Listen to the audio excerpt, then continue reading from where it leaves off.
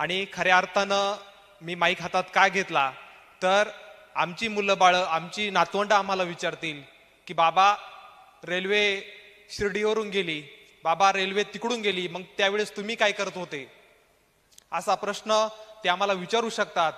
म्हणून त्यावेळेस ते सांगतील त्यावेळेस तर लोकशाही होती, तुम्ही आंदोलन देखील करू शकला असता, मग तुम्ही ते का केलं नाही. तर खऱ्या अर्थानं त्यासाठी हा माईक आज हातात घेतला.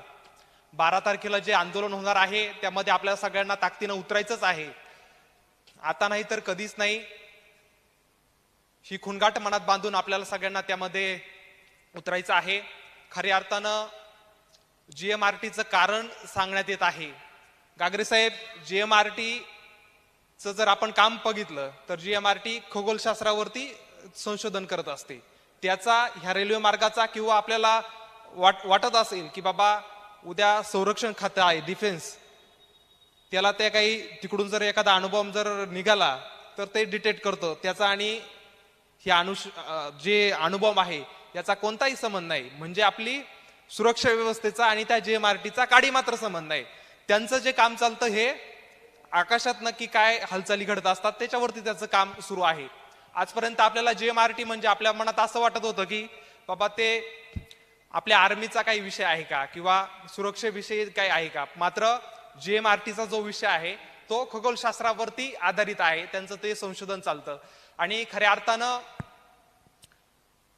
सगळे, काल परवा एक बैठक झाली 19 मैलावरती आणि त्या ठिकाणी सगळे नेते एकत्र आलेले आहेत. तिथं बघितल्यानंतर मग सगळे एकत्र येत आहेत तर मग अडचण नक्की काय. सगळे लोकप्रतिनिधी एकत्र येत आहेत, सगळे आमदार खासदार सगळे एकत्र येतात, मग अडचण नक्की कुठे. आमच्यासारख्या पत्रकारांना हा पडलेला प्रश्न आहे.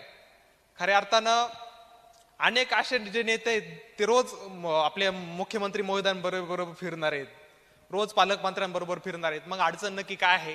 गागरे साहेब, आपल्याला यात लक्ष घालावं लागेल. आणि तुम्ही सगळे आज या ठिकाणी आलात, तुमच्या सगळ्यांचं करावं तेवढं कौतुक कमी आहे. ठीक आहे, इथे सरस संख्या बघितली ती कमी आहे, मात्र कॅमेरामध्ये जे लाईव्ह प्रक्षेपण चालू आहे, अनेक खेडोपाड्यात अनेक लोक हे लाईव्ह प्रक्षेपण बघतायत. त्यामुळं